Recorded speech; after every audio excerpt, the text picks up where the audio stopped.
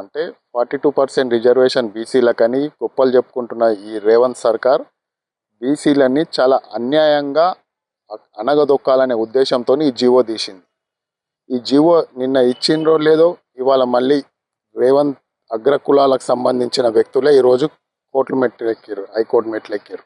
ఎట్టి పరిస్థితుల్లో ఈ జీవో ఆపాలనే ఉద్దేశంతో ఇది మొత్తం ప్రీ ప్లాన్డ్గా రేవంత్ సర్కార్ చేసిన నాటకం.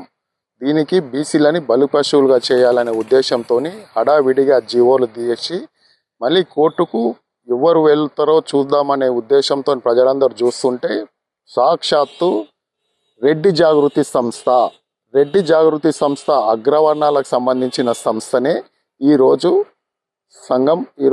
కోర్టులో లంచ్ మోషన్ పిటిషన్ దాఖలు చేసి ఎలక్షన్లు ఆపాలి, బీసీలకు 42% రిజర్వేషన్లు ఇవ్వొద్దనే ఒక దురుద్దేశంతో ప్రభుత్వం జీవో ఇచ్చినట్టు ఇచ్చి హైకోర్టుని ఆశ్రయించింది.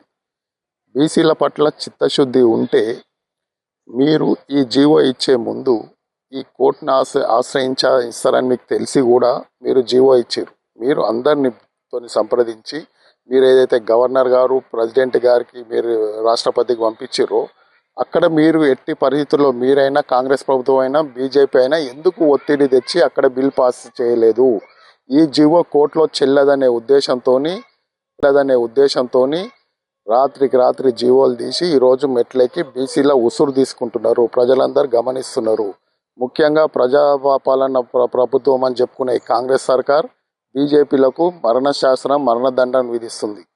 రిజర్వేషన్ విషయంలోనే కాకుండా మొన్న జరిగిన గ్రూప్ 1 విషయంలో కూడా జీవో నెంబర్ 29ని తీసుకొచ్చి మెరిట్ స్టూడెంట్లని బీసీలు ఫస్ట్ ర్యాంక్ సెకండ్ ర్యాంక్ వచ్చిన మెరిట్ స్టూడెంట్లను కూడా మీరు రిజర్వేషన్ ఉంది అని అగ్రవర్ణ కులాలకు 100కు 60% మెరిట్ పేరు చెప్పి బీసీలని ఎస్సీ ఎస్టీలని సైడ్ ట్రాక్ చేసి వాళ్ళు ఉన్నారు ఎంత శాతం రాష్ట్రంలో 8% ఉన్న అగ్రవర్ణాలకు దాదాపు 100కు 60% ఉద్యోగాలను కల్పించింది ఈ ప్రభుత్వం.